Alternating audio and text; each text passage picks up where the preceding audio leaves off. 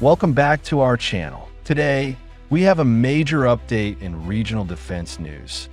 India has officially shipped the second battery of the Brahmos supersonic cruise missile system to the Philippines.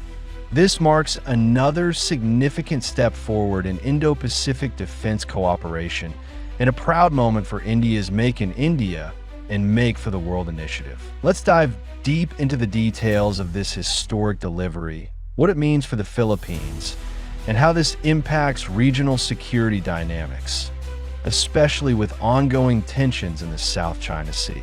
In January 2022, India and the Philippines signed a landmark $370 million contract for 3 batteries of the shore-based variant of the Brahmos cruise missile, making the Philippines the first international customer of this supersonic missile system.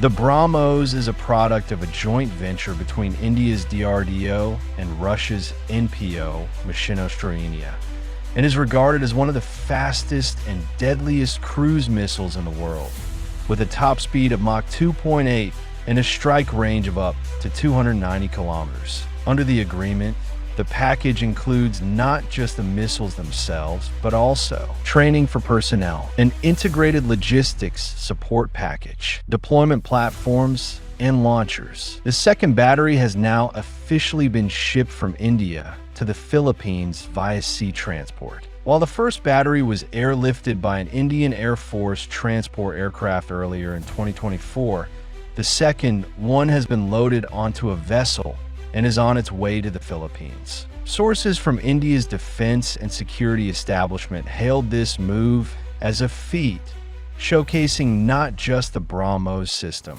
but the strength of Indian defense manufacturing. This delivery reinforces India's growing role as a defense exporter in the global arms market. Let's not forget, this system is already being integrated into the Philippine Navy's shore-based anti-ship missile SPASM regiment under the Philippine Marine Corps. Back in 2023, 21 Philippine Navy personnel completed operator training in India. These personnel received their interim missile badges from the then Chief of the Indian Navy, Admiral R. Hari Kumar. This training ensures the Philippines is not just buying hardware, but is fully prepared to operate, maintain, and deploy the system independently. The delivery of Brahmos comes at a critical time in the Indo-Pacific. The Philippines faces continuous gray zone tactics and coercion from China in the West Philippine Sea. Having a powerful deterrent like the Brahmos enables Manila to better assert its sovereignty and protect its maritime territories. From a broader perspective, the Philippines becomes the first Southeast Asian nation to possess this class of missile. This enhances interoperability with like-minded regional partners like India, Japan, and the United States. It also sends a clear message to Beijing that countries in the region are stepping up their own defense capabilities, and they are not alone. With the 290 kilometers range and blistering speed, Brahmos can target and disable enemy vessels before they get within striking distance, a massive upgrade to the Philippines' coastal defense capabilities. But what makes Brahmos even more strategic is its mobility and rapid deployability. Mounted on high-mobility trucks, these launchers can be quickly repositioned along the coastline, making it extremely difficult for adversaries to predict where the missile batteries are located. This shoot and scoot tactic adds a layer of survivability and deterrence. In addition, the Brahmos' versatility to hit both land and sea targets gives it a dual role, not just as a maritime defense tool, but also for precision strikes on key enemy infrastructure in contested islands or forward operating bases.